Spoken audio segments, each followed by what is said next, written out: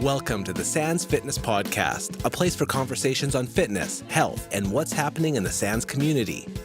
Hello and welcome to the Sands Fitness Podcast. My name is Joff, head coach here at Sands Fitness. Welcome back. Today we have none other than One Take Tommy. Yo. You. And today we have Coach Ellie, whose first time appearance on the show, but she'll be back. Hi, guys. Bit nervous today, Ellie? Or? A little bit. No, you're... it's good. So... You don't even have a crowd. Because of you guys. It's good. So thanks everybody who's given us their feedback so far, watched it on YouTube and obviously listened to the podcast as well. It's good to know that people are listening. Today, I thought we'd go over, or we decided that we were going to talk a little bit about more to do with our fitness class. And we wanted to give a little bit of a brief description on what people can expect when they come in to do CrossFit for the first time. So obviously our members are coming in and doing it, but if you ever have people that are asking you about what CrossFit is and what it entails, there's a lot of unknown stuff out there about CrossFit. Hopefully we can clear some of those things up today, and that's why we got Ellie on. She kind of heads up our fundamentals program and looks after our fitness classes, so she can share some of our knowledge. All right, so we'll make a start then. Nice and easy. Ellie, do you want to just introduce yourself? Yes, of course. Well, hi, guys. I'm Ellie. I'm 26 years old, and I'm from the Netherlands.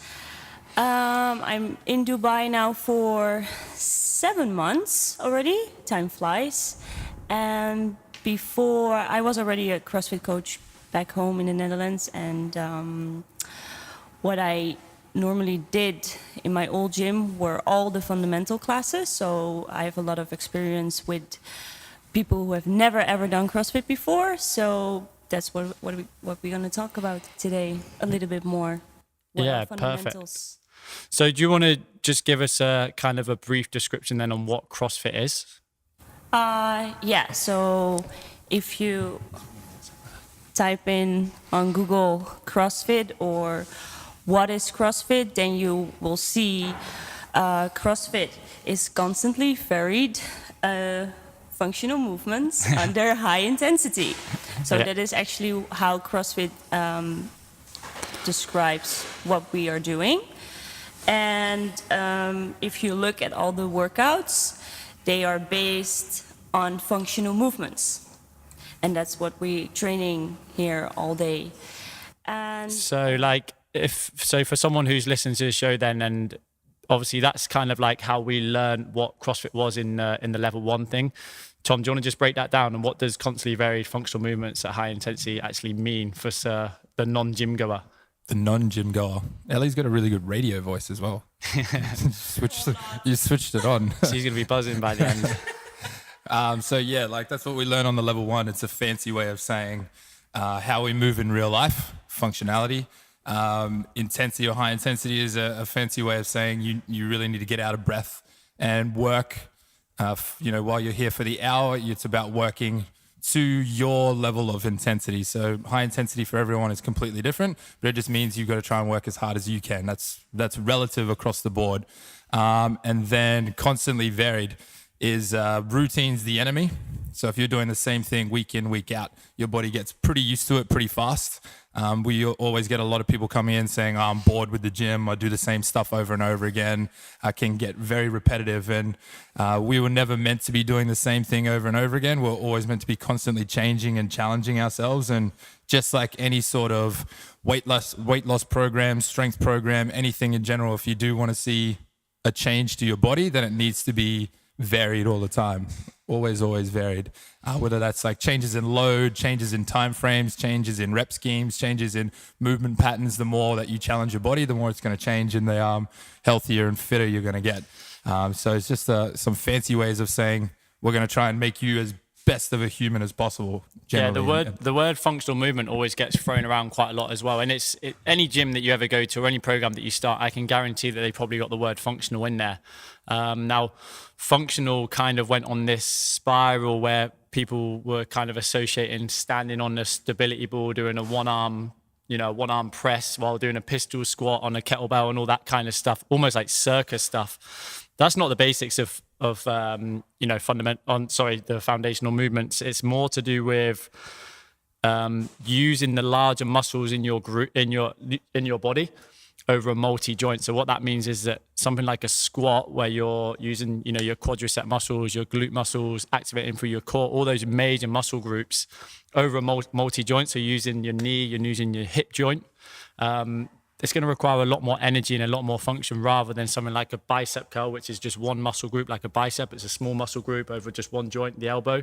So we tend to focus on the larger muscle groups, and from that we get kind of like a bigger stimulus from. So don't kind of get put off by the word functional movements. Like I said, it is around quite a lot at the moment. All right, so then how can CrossFit help people in kind of like everyday life then, Ellie? Well, if you look at the functional movements and if you look at your daily life, then a lot of things that we do here, you do actually in your daily life. So when you, for example, if you pick up your kit or shoes or something from the ground, what we call a deadlift, then we learn actually people how to do that. If you push a door or you pull a door, seems to be like the same as like you push yourself up from the ground or you pull yourself up in the rig. And actually what you want to do and where we're training for is for life. So for example, if you're 80 years old and you will fall and you're all by yourself, can you still push yourself up? Can you still stand up without any help from other people? And that's quite an important one, isn't it? And I've heard that used a few times, like being able to do those functional movements as you get older as well. So just keeping yourself healthy. So in terms of, if anybody is listening to us and they don't currently do CrossFit, you mentioned earlier, if you type in CrossFit on Google, what comes up, the definition, that kind of stuff. But I think it's really important to kind of get this point across as well, is that CrossFit is actually two things these days. It was built by Greg Glassman as this health and fitness phenomenon where, everybody could do it. It's scalable, modified, that kind of stuff, really appealing to everybody. And then from there, it developed into this sport because it is measurable fitness. And I can guarantee if you type it on Google now, first thing that'll come up is some big guy with a heavy barbell or girls in, small tops and that kind of stuff. So do you want to speak about that, Tommy? Where that change has come? Yeah, for sure. So that's exactly right. And I think HQ or CrossFit HQ has started to identify that over the last couple of years. They've seen that everyone is getting very fixated on the games and they've kind of lost a little bit more of a focus on the affiliates. Like this year, I know Dave Castro said it about the Open, is that he wanted to put more of the emphasis on the affiliates and everyone being able to do the movements. Hence why we saw a handstand walk as the prescribed version and then a bear crawl. Guaranteed most people out there can do a bear crawl. But yeah, and that's where a lot of the misconceptions about CrossFit come along. People do a quick Google search and they see someone throwing around a heavy snatch or CrossFit fails or anything like that. And essentially or straight away they get put off, and it's not until they actually come and try an actual CrossFit affiliate, and that's really the only way to actually come and try down, because you can't assume what you're going to come down and find. But the health side of things with CrossFit and what all the affiliates are now trying to do is hopefully now going in the right direction. And I know the games was good. It was good to kind of promote CrossFit and it got a few more people interested into it. But then it was also had the downside of everyone just thought you had to be competitive and strive for regionals, and it kind of lost its way a little bit with the whole, hey, we're just here to better ourselves. And that's majority of what CrossFitters are, is they're just here day in, day out, slugging it out in the gym, just trying to get their own health benefits and health goals going forward. So yeah, Netflix have all the documentaries on there now as well, don't they, the games? So that it wasn't all bad, but people were probably watching that and seeing the kind of level that they were training at. But I guess that's the point we're trying to get across today, that it is very different when you're coming down to an affiliate. Yeah, definitely not the games down here. All right, so just to give you a little bit of a background then, in the gym here, we spoke about it before, the performance programming. We actually run two classes at the same time for most of the day. So we have what we call a fitness program and a performance program. Now, we made that split almost 2 years ago now. And the idea being that we kind of wanted to appeal to everybody. We realized that we had some people here that wanted to kind of push on and learn a little bit more of the technical aspect of CrossFit. And then we realized that some people just enjoyed the constantly varied and the group dynamics and the coaching and that kind of stuff. And they weren't necessarily too worried about learning new movements. They just wanted to come down and get a sweat. So that's where the fitness program was born. And Ellie, you kind of lead that program now. Do you want to tell us about what they can expect in the fitness program? Yeah, sure. So the first thing that we want to make clear that if people come in, sometimes people think that the fitness is not CrossFit. It is CrossFit, but we just deleted all the high skill movements actually from it. So, and even when you look at maybe all the regional or games athletes, they had to start it somewhere. Depends on what their background was. So, and the fitness is just the basics. So you're gonna learn all the foundational movements. Actually, the core of CrossFit, all the standard things that you might find and see, and from there people will go through the performance class and they will add more skills into it. But from the fitness class you can just expect basics and just a good sweat. Yeah, so we, like Ellie said, we didn't. The fitness class is a CrossFit class. We just kind of took out the high skilled movements and the heavier lifting. But we know that strength is still such an important aspect of that. And there's static strength, which is things like squatting, deadlifting, and pressing, compared to like clean and jerks and snatch, which takes a little bit more technique. So that's one of the things I've noticed, and Tommy can kind of build on this as well. One of the things I noticed, someone comes in from, a regular gym or not training at all and generally doing a lot of cardiovascular exercise, so running and, on the bike and stuff like that, and have never really given like weights or weight training a go. They end up coming here, we teach them the fundamentals of a deadlift, of a back squat and that kind of stuff. And just that on its own is what starts to build that lean muscle, starts to make them more efficient in their daily life. So oh, here we go. We're having this debate now. yeah, well, let's not get too drawn out. Okay, not get too drawn out. But the strength aspect is super important. I was having a really good chat with some of the ladies this morning about strength training or resistance training. And they were asking kind of like, well, what's the difference? So obviously resistance training is just the style of training when you use either an implement or your body and you have to apply a force to try and get repetitions done, as opposed to just a monostructural movement or a cardiovascular movement, just like running repetitively or riding on a bike or rowing, something that doesn't require a whole lot of force, but just requires you just to constantly go. Now, I do understand that some people do like running, riding, rowing. It's simple. They can switch off. They've had a hard day at work. They just don't want to, they want to come in and they don't want to put in huge amounts of efforts to squat 90% of their 1 rep max and that type of stuff. And that's fair enough. But what a lot of people don't look at is the future. And especially when you start to get a little bit older, like we were talking about before, and Ellie mentioned the whole falls risks. I know with women, when they start to move into like their 50s, 60s, 70s, like osteoporosis is a massive thing. If you don't take care of yourself now, if you have very weak bones, then the falls risks go up. As soon as you fall and break a hip joint or a femur or something like that, then, that's your chance of, spending time with your grandkids that you don't really look at. And resistance training or strength training is the best style of training to make sure that you kind of delay those signs and symptoms, putting stress through your muscle to make sure you're as strong as you can. And I know me and you have spoken about this before. I saw a quote from Rob Orlando, and he just goes out and says, name me something that wouldn't be easier if you were 5% stronger. There's no task in your daily life that wouldn't be slightly easier. Like even if you are a mum and you have a 6-month-old, and when they start to get a little bit heavier, you're always carrying them on one side. And then I know a lot of mums back at my old gym would be like, oh, my right side of my hips always sore. I was like, what side do you carry bub on? Oh, my right side. Just things like that. If you're a little bit stronger, then you're going to be able to manage a few more things than you would actually like. So strength training, we just can't stress enough how important it is. And if you skip over it, then you're only going to hinder yourself in the long run. Maybe not now, but next 5-10 years, it's not going to be fun. Yeah, so the way that we introduce it in that fitness programming is like a typical class might look like you come in, you do maybe a back squat. We teach you the techniques. We start to load up a little bit of weight. Obviously in the beginning, not too much weight at all, but we're getting you to a position where you can increase the weight. And then you'll go into what we call like a workout of the day or a WOD.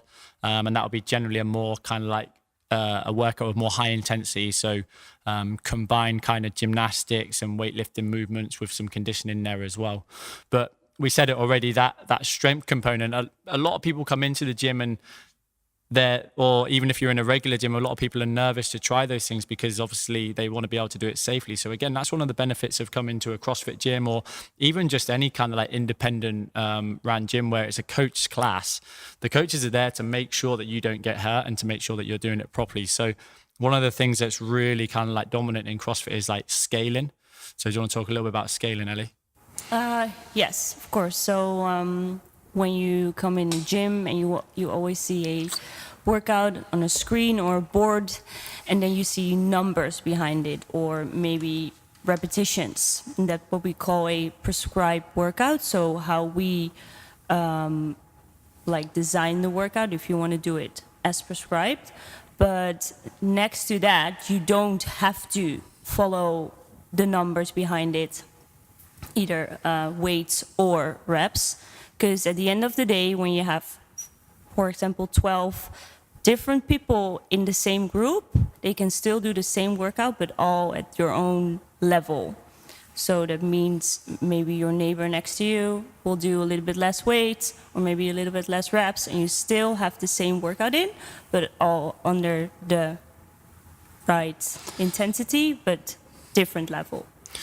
Yeah, so in the group, we obviously put the workouts up, and we want you to do the workout as close to it as you can. So we don't ever try to change the rep scheme, or, the first thing that we'll start to change is the weight. And then if we need to change the movement slightly, we will. But then just for example, the workout might be 21 pull-ups. We're not going to we'll try to get you to do 21 pull-ups, but maybe in a more modified way. So we have things like the resistance band that we can use, because not everybody can do pull-ups. An even more scaled option of that is to do like a ring row. So you're kind of taking less body weight off the movement. What other options have we got for scaling in terms of like the gymnastic movements? What can we scale? Do you know? You got some ideas? I just want to because it's easy for us to say it, and we know the movements. Just try and like break it down for people because that might be something. Oh well, I can't do a pull-up. What am I supposed to do? Yeah, so it's just about replicating the stimulus. So obviously the stimulus is pulling. So if someone, obviously the easiest one to go down to is a ring row, because ring rows can be scaled to any level to the point where you're almost parallel, or the rings are parallel and you're pretty much perpendicular to the floor. But that's always it, is like, or even push-ups is a good way to put it. If you can't do a toe push-up, you do a knee push-up. If you can't do a knee push-up, you do it up on a bench. If you can't do a bench push-up, I've had people in the past doing wall push-ups on a slight angle, same thing. And it's as long as they're getting the same pressing or pulling or squatting or same stimulus as what we've prescribed, then that's all. And obviously, then the final one being the reps, it's kind of the volume that we've got to take care of as well. Like if we program to work out with 100 pull-ups, we don't want person on day one doing 100 pull-ups. Otherwise, they'll be walking around with baby T-Rex arms for the whole time. But yeah, scaling is a huge thing, making sure that every workout is suited for any person who comes into the gym. So some sort of pulling exercise, or even if it's just a simple banded row or a dumbbell row, anything can be scaled down for anyone. It doesn't matter who you are. Yeah, so that's to give you a little bit more of an idea if you are nervous about doing it. We run the two classes side by side. So if you were to, you were interested and you were going to come down to one of the classes, we have the fitness classes at 6 a.m., 8:30 a.m., 5, 6 and 7 p.m. So there's loads of opportunities there. Like I said, it's always a coach class. But one of the things that we've moved into now is we're, once a month or a couple of times a month, Ellie's running like a fundamentals program. And Ellie can just give us a little more of an idea of what's involved in that. Because there's one coming up, right? 5th of May. Yes, the 5th of May, 2:00 here in the afternoon. Big plug there. Shout out. Yes. So the first thing what we're going to do, we're just going to introduce ourselves to each other. What is CrossFit? A little bit about the gym. And then we will go through the foundational movements. So what we talk about, the squat, deadlift, pressing. We will go through some technique. I will show you guys some things. It's more like talking to each other, talking about CrossFit, what can you expect? And we will end the workshop with a nice workout. So you will still get some good training in and then see what CrossFit actually is. But it's open for everyone, and don't be scared. Yeah, that's why we got you on the show, because you're nice and all innocent, and Yeah, it's a free workshop as well. So for Yeah. members and non-members, like if you've got people that are interested, it's the perfect opportunity to get them down. All right. So what I'm going to do is I'm just going to ask you guys something just on the off blindside you a little bit. Just give me one thing. I'll go first actually, so you get an idea of what I'm talking about. In terms of someone coming in and doing CrossFit for the first time, what from your experience as a coach, and even as someone going in to do CrossFit for the first time, because I know we all came from the same sort of background. We all came from a fitness background, personal trainers, and came into a CrossFit box. But what do you find, and what do you think will appeal to people that are thinking of doing CrossFit? So for me, like, it's just amazing seeing kind of like the group dynamics in the morning. Like our 8:30 class is predominantly ladies that come down, both the performance and the fitness class. And I just love the way that someone comes in, they take the chance to come in by themselves just to find out a little bit about CrossFit. They don't know anybody in here. You know, as coaches, we go over and introduce ourselves straight away to make sure that they feel welcome. They do a class, we answer all their questions. If they decide to join, I literally see it within 1 session, 2 sessions, and then weeks and months. They just kind of find friends, and because everyone's got similar goals, right, and similar places that they want to be. And you just form these groups and everyone gets on really well. And just from that, it's all right, us holding you accountable and you having a gym membership and that kind of stuff. But you just get held accountable by your friends then. People that are going to come in, they come in one day and they haven't seen you for a few days. Maybe they're going to give you a call or a text, and that could be the motivation, because ultimately that's what's important in any fitness program. You have to turn up in order to get better at it. So have you got anything that sticks out in your mind?